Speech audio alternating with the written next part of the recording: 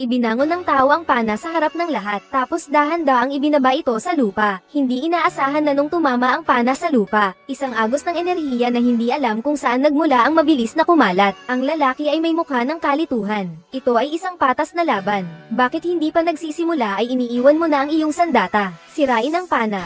Lalaban ako sa'yo. Harapin ang hindi kilalang tao na ito. Hindi niya alam kung ano ang iniisip ng taong ito, kaya siya'y naguguluhan. Ano ba ang balak nito? Dahan-daang inikat ng nilalang ang ulo, yumuko, at ipinaabot ang unang galit. May iba pa bang nangyayari? Ngunit sa harap ng lahat, ang binata ay tanging nakataas lamang ang espada. Akala niya'y napatay na ang punong tao, ngunit nang lumingon siya, nakita niya na ang katawan nito ay nakatayo pa rin tulad ng dati. Sa harap ng mga matang puno ng takot ng lahat, mabagal itong lumapit at inangat ang ulo. At pagkatapos magsalita, lumapit siya sa tabi ng kanyang kabayo. Sinabi niya sa binata na bumalik siya pagkaraan ng 1 taon para kunin ang kanyang ulo. Pagkatapos ay sumakay siya sa kanyang kabayo at umalis, kasama ang kanyang lubos na mapagmataas na tawa. Habang dala ang kanyang sariling ulo, umalis siya ng may pagmamalaki. Iniwan ang binata na nag-iisa at bigo. Hindi inaasahan ang kakayahan ng kanyang kalaban. Ngunit ang masiglang palakpakan ng mga tao sa paligid ay pumihil sa kanyang malalim na pag-iisip. Kahit papaano, siya ang nakapagputol sa punong kahoy at ginawaran ng hari ng titulong kabalyero. Kumalat ang mabuting balita, pati sa mga eskinita. Maraming tao ang humahanga sa kabalyero. Ngunit darating din ang araw na ito. Tapos na ang 1 taon. Panahon na para kunin ang gantimpala. Inihanda niya ang kanyang mga gamit at nagsimulang maglakbay. Ang taong pinugutan ng ulo ay hindi pa namamatay, at kailangan mong magpugot ng 1 pang beses ayon sa kasunduan. Eksaktong 1 taon pagkatapos ay umalis ka. Pumunta sa landas na walang balik, pero hindi pa nakakagalaw ng malayo, dahil pinahinto siya ng ilang mga tulisan. Siya ay tinali at nakahiga sa lupa, naghihintay habang tinitingnan ang mga gamit at kagamitan na kinuha nila, kasama na ang malaking palakol. Manggahas na gumapang na paikat, sa wakas nakuha ring putulin ng tali, sinundan ang direksyon ng mga bandido. Ngunit dumaan na ang gabi, unti-unting nawawala ang direksyon. Nakita niyang may maliit na bahay sa kagubatan, parang iniwan na ito matagal na. Ang pagkain ay naging fossil na rin. Gutom at pagod kaya tumamba siya. Sa 10 oras ng gabi, mula sa kagubatan, may isang babae sa tuktok ng kagubatan. Nalaman niyang siya pala ang may-ari ng bahay na iyon. Nakiusap siya sa kanya na tulungan siya sa isang bagay. Pumunta sila sa isang lawa. Sinabi niyang bumaba siya sa tubig at kunin ang kanyang ulo. Pagkatapos niyang marinig iyon, naluha siya. Paano naman tayo? Gusto ko lang ang ulo ko. Totoo siya. Ha, mukhang pareho lang tayong naghahanap ng ibang ulo. Siguro magandang pagkakataon ito. Wala nang sinabi, tumalon siya sa tubig. Makalipas ang ilang saglit, lumitaw siya na may hawak na ulo. Wala na ang babae sa dalampasigan. Isang pusa na lang ang natira roon. Bumalik siya sa loob ng bahay. Ngayon niya lang nakita sa kama ang isang puting hamog. Ang bungo.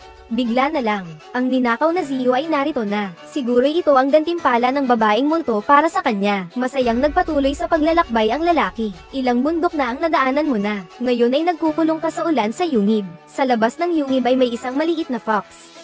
Ngunit ang fox ay nanatili roon at ayaw umalis. Hindi mo rin siya matiis, kaya pinapasok mo siya sa yungib para sumama sa iyo sa ulan. Kinabukasan ikaw at ang fox ay nagpatuloy sa paglalakbay. Tinatawid ang mga malalaking lawa, bundok ng mga kalokohan. Nakita ng kabalyero sa harap niya ang maraming malalaking anino, mga higanteng may taas na daan-daang metro sa harapan niya. Itaas niya ang palakol at sumigaw, at matagumpay na nakakuha ng atensyon ng isa sa kanila. Umaasa na baka matulungan siya, pero hindi naintindihan ng higanti.